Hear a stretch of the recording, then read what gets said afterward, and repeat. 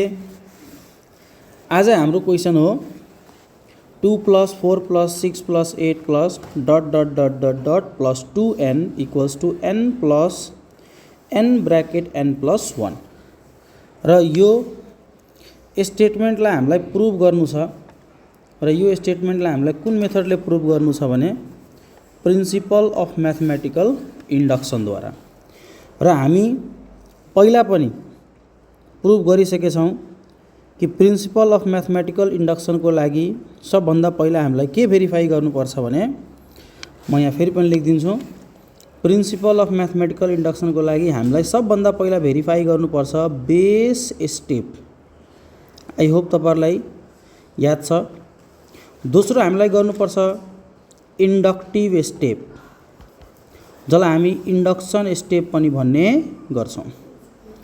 र अब हामी सबभन्दा पहिला हामीलाई यहाँ जानकारी छ कि हामीलाई सबभन्दा पहिला के गर्नुपर्छ, यो स्टेटमेन्टलाई लेट गर्नुपर्छ। त हामी यो स्टेटमेन्टलाई के मान्दिने भन्दाखेरि यो स्टेटमेन्टलाई मान्दिने pn = 2 + 4 + 6 + 8 + ... so on up to n, that is 2n = n bracket n + 1 र याद गर्नुस् फेरि पनि हाम्रो यो pn जुन छ यो के हो, यो हाम्रो म्याथमेटिकल स्टेटमेन्ट हो। के हो यो, यसलाई हामी भन्छौं म्याथमेटिकल स्टेटमेन्ट। यानी कि यो हाम्रो क्वेशन के हो भने एउटा म्याथमेटिकल स्टेटमेन्ट हो र यो स्टेटमेन्ट सही हो भनेर हामीलाई के गर्नु छ, साबित गर्नु छ। र साबित गर्नको लागि हामीलाई कुन तरिका युज गर्नु छ भने हामीलाई युज गर्नु छ म्याथमेटिकल इन्डक्सन। म्याथमेटिकल इन्डक्सन द्वारा यो दिएको स्टेटमेन्टलाई के गर्नु छ, साबित गर्नु छ कि सही हो भनेर। त यो साबित गर्नको लागि अब हामीले म्याथमेटिकल इन्डक्सन के गर्न गइरहेको छौं, युज गर्न गइरहेको छौं। र सबभन्दा पहिला याद गर्नुस् हामीलाई यहाँ लेख्नु छ कि we have to prove that pn is true for positive integer n। यसलाई हामीले for all natural number up to n पनि लेख्न सक्छौं या अल नेचुरल नम्बर n पनि लेख्न सक्छौं। सो हामी अब सबभन्दा पहिला के गर्ने हो भने बेस स्टेपलाई भेरिफाई गर्ने हो। यानी कि बेस स्टेप यानी कि स्टेप 1 याद गर्नुस्। बेस स्टेपमा हामीलाई के साबित गर्नु छ भने कि यो स्टेटमेन्ट n = 1 को लागि के छ, ट्रू छ। कतिको लागि ट्रू छ, n = 1 को लागि ट्रू छ। त n = 1 को लागि ट्रू हेराउनको लागि n को भ्यालु कति पुट गर्नु पर्यो भने 1 पुट गर्नु पर्यो। सो हामी यहाँ लेख्छौं 2 so that p of 1 is true, put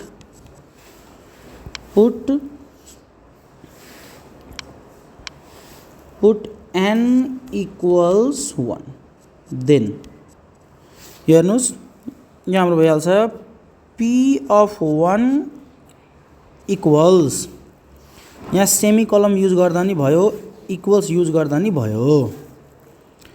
त फर्स्ट पोजिसनमा हाम्रो कति छ भन्दाखेरि 2, so it will be 2 equals. अब राइट साइडमा हामीलाई के फर्मुला दिएको छ भने n ब्रैकेट n + 1। अब हामीले यो n ब्रैकेट n + 1 मा n को भ्यालु कति राख्ने हो भने 1 राख्ने हो। So it will become 1 bracket 1 + 1 equals 1 * 2 means 2। त हामी हेरे कि यो के हो, ट्रू हो। हाम्रो लेफ्ट ह्यान्ड साइड को भ्यालु र राइट ह्यान्ड साइड को भ्यालु के आयो, सही आयो। भन्नाले यो स्टेटमेन्ट हाम्रो पी अफ 1 के छ ट्रू छ भनेर हामी भन्न सक्छौं। So therefore clearly P of 1 is true. अब हाम्रो बेस स्टेप यहाँ के भयो भेरिफाई भइहाल्यो। अब हामीलाई के गर्नु छ भने दोस्रो स्टेप यानी कि इंडक्टिव स्टेप, दोस्रो स्टेप यानी कि के इंडक्टिव स्टेप के गर्नु छ भेरिफाई गर्नु छ यानी कि स्टेप 2। अब याद राख्नुहोस् इंडक्टिव स्टेपमा सबभन्दा पहिला हामीलाई यो स्टेटमेन्ट यानी कि दिस क्वेशन है, यो स्टेटमेन्ट हाम्रो पी अफ के को लागि के छ भने ट्रू छ भनेर मान्नु पर्छ। यानी कि n इक्वल्स के को लागि यो स्टेटमेन्ट के छ ट्रू छ र जब यो स्टेटमेन्ट n इक्वल्स के को लागि ट्रू छ भनेर मानिहाले देन हामीलाई के साबित गर्नु छ भने कि n इक्वल्स के प्लस 1 को लागि पनि यो स्टेटमेन्ट के छ ट्रू छ। सो देन इफ यदि मान्नुस् यहाँ मैथमेटिकल इंडक्शनमा के हुन्छ भने सबभन्दा पहिला हामीलाई बेस स्टेप भेरिफाई गर्नुपर्छ र बेस स्टेपमा के हुन्छ भने n इक्वल्स 1 राख्नुपर्छ र n इक्वल्स 1 राख्दा यदि स्टेटमेन्ट ट्रू आइरहेको छ देन हामी भन्न सक्छौं कि हाम्रो बेस स्टेप के छ भने भेरिफाई भयो। अब जब बेस स्टेप सही हुन्छ देन मात्र हामी फरवर्ड अगाडि बढ्न सक्छौं। सो अब हामी जब बेस स्टेप भेरिफाई गरिसके त अब हामी कहाँ अगाडि बढे इंडक्टिभ स्टेपमा र इंडक्टिभ स्टेपमा के हुन्छ भन्दाखेरि हाम्रो सबभन्दा पहिला n बराबर k लाई के मान्नुपर्छ ट्रू मान्नुपर्छ र जब हामी n बराबर k लाई ट्रू मान्छौं त यो साबित गर्नु पर्यो कि अब n बराबर k प्लस 1 पनि के हो ट्रू हो। सो अब हामी यहाँ लेख्छौं, यहाँ हामी के लेख्छौं भन्दाखेरि अब हामी लेख्छौं कि let p of k is true. अब हामीलाई के साबित गर्नु पर्यो then we have to prove that pk plus 1 is also true. अब हेर्नुस् हामी यहाँ भर्खर भनेको हो कि pk हाम्रो के हो ट्रू हो त हामी लेख्न सक्छौं p अफ k यसलाई हामी सेमिकोलनबाट लेख्दौं है p अफ k यानी कि n इक्वल्स k को लागि यो स्टेटमेन्ट के छ हाम्रो ट्रू छ भनि लेख्छौं 2 + 4 + 6 + 8 + dot dot dot dot dot up to the statement कति 2k इज इक्वल्स टू कति k bracket k plus 1।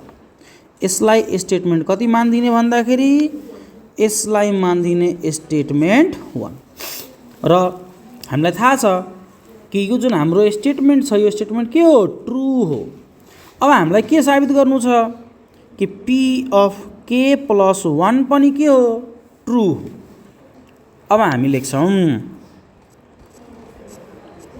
p of k plus 1 is equals to 2 + 4 + 6 + 8 + dot dot dot dot dot plus 2 bracket k plus 1 is equals to. अब हेर्नुस् अब हाम्रो यहाँ n को value कति हो त n को भ्यालु हो हाम्रो k प्लस 1। सो अब हाम्रो जुन स्टेटमेन्ट छ स्टेटमेन्ट कति छ हाम्रो स्टेटमेन्ट छ n ब्रैकेट n प्लस 1 यानी कि n को ठाउँमा कति हाल्नु छ भन्दाखेरि अब राख्नु छ हामीलाई k प्लस 1। सो यहाँ भइहाल्छ हेर्नुस् त ध्यान दिएर एकदम n को मतलब के k प्लस 1 अनि ब्रैकेट फेरि n प्लस 1 त n को ठाउँमा कति त k प्लस 1 प्लस 1। सो हाम्रो यो भयो k plus 1 and k plus 2 यसलाई मान्दिने स्टेटमेन्ट 3। ल यसलाई के मान्दिए हामीले यसलाई हामी मान्दिए स्टेटमेन्ट कति 3। This is our statement 3। अब म यिनीहरूलाई अलिकति सानो गरिदिन्छु ताकि हामीलाई के हुन्छ भने ताकि हामीलाई के हुन्छ भने यो बुझ्नमा सजिलो हुन्छ है। ल मैले यिनीहरूलाई साबित गरिदिएँ है, सरी सानो गरिदिएँ। ल अहिले सानो नगरौँ बरु। अब हामीलाई यो साबित गर्नु छ। हेर्नुस्, यो त हाम्रो जुन स्टेटमेन्ट 1 छ यो त ट्रु हो किनभने हामी मानेको हो। अब हामीलाई साबित गर्नु छ कि यो स्टेटमेन्ट 3 पनि के हो भन्दाखेरि, सरी यो स्टेटमेन्ट 2 पनि के हो भन्दाखेरि हाम्रो ट्रु हो भनेर साबित गर्नु छ। यानी कि अब हामीलाई यो साबित गर्नु छ कि स्टेटमेन्ट 2 को left hand side is equals to कति, राइट ह्यान्ड साइड। सो अब हामी यहाँ लेख्छौँ प्रुफ अफ 2। त्यसको लेफ्ट ह्यान्ड साइड लिएर काम गर्छौँ हामी।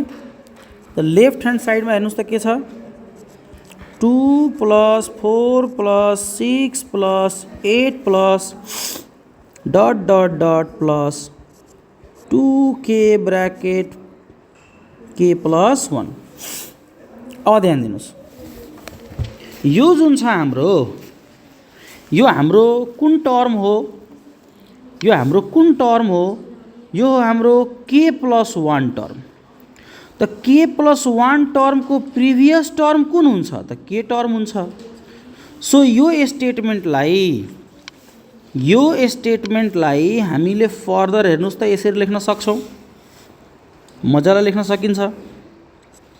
2 + 4 + 6 + 8 + ... + 2k + 2 ब्रैकेट k + 1। किन लेखेको हो, किनभने यो k + 1 भन्दा प्रिभियस टर्म कुन हुन्छ त पक्कै के हुन्छ,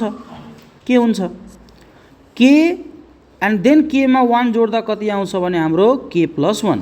so this is kth term and this is k + 1th term. किन टर्म त हाम्रो सक्सेसिभली अगाडि बढ्छ। If there is a third term then after third term के आउँछ हाम्रो, थर्ड टर्म पछि के आउँछ त फोर्थ टर्म आउँछ। त यसरी बुझ्नुस् कि k + 1 जुन छ त्यो के हो, हाम्रो k + 1 भनेको फोर्थ टर्म हो र हाम्रो के भनेको कुन हो, थर्ड टर्म हो। होप तपाईहरुले बुझ्नु भएको छ। अब हामी हेर्नुस् त यहाँ फ्रम, अब हेर्नुस्, अब फ्रम स्टेटमेन्ट 2 बाट हामीले यसको भ्यालु लेख्न सक्छौं। 2 + 4 + 6 + 8 + ... 2k को भ्यालु हाम्रो कति छ भने यहाँ हेर्नुस् त k ब्रैकेट k + 1। सो यो हाम्रो भइहाल्छ k ब्रैकेट k + 1 अनि प्लस यो स्टेटमेन्ट रिमेनिङ हाम्रो 2k + 1। सो अब यसलाई सिम्प्लिफाई गर्दा k² + k + 2k + 2 भनेको, यसलाई हेर्नुस् त हामीले के यसलाई यसरी एरेन्ज गर्न सक्छौं। हेर्नुस् त यहाँ हामीले यसलाई k² + 2k + k + 2 लेख्न सक्छौं, मजाले लेख्न सकियो। यसलाई एरेन्ज गरिदिएछौं। अब हेर्नुस् यहाँबाट हाम्रो कमन लिँदा कति, त यहाँबाट कमन लिँदा हाम्रो कति कमन आयो, k। त दिस इज k + 2। यहाँबाट केही कमन छैन भने कति, 1। So it is k + 2। Simple. अब हेर्नुस् त हाम्रो फाइनल रिजल्ट कति आयो भने k + 1 र k + 2 जो कि हाम्रो रिक्वायरमेन्ट हो। र हेर्नुस् अब क्लियरली हामीले यहाँ के साबित गरिदिए कि left hand side is equals to कति, राइट ह्यान्ड साइड। यसको अर्थ यो भयो कि यो हाम्रो जुन स्टेटमेन्ट छ, स्टेटमेन्ट 3 यो पनि के छ, सही छ भने अब हामी यहाँ लेख्न सक्छौं। अब यहाँ हामी लेख्न सक्छौं therefore clearly we can say that p of k + 1 is also true, is also के ट्रू। अब जब कि हामी यो साबित गरिसके कि पी अफ के प्लस 1 के हो ट्रू हो, त hence we can say that, hence by principle of mathematical induction हामी साबित गरे कि Pn इज के छ ट्रू छ। Pn is true for positive integer n है। ल अब म यिनीहरूलाई अलिकति छोटो गरिदिन्छु। अब ध्यानले हेर्नुहोस् है,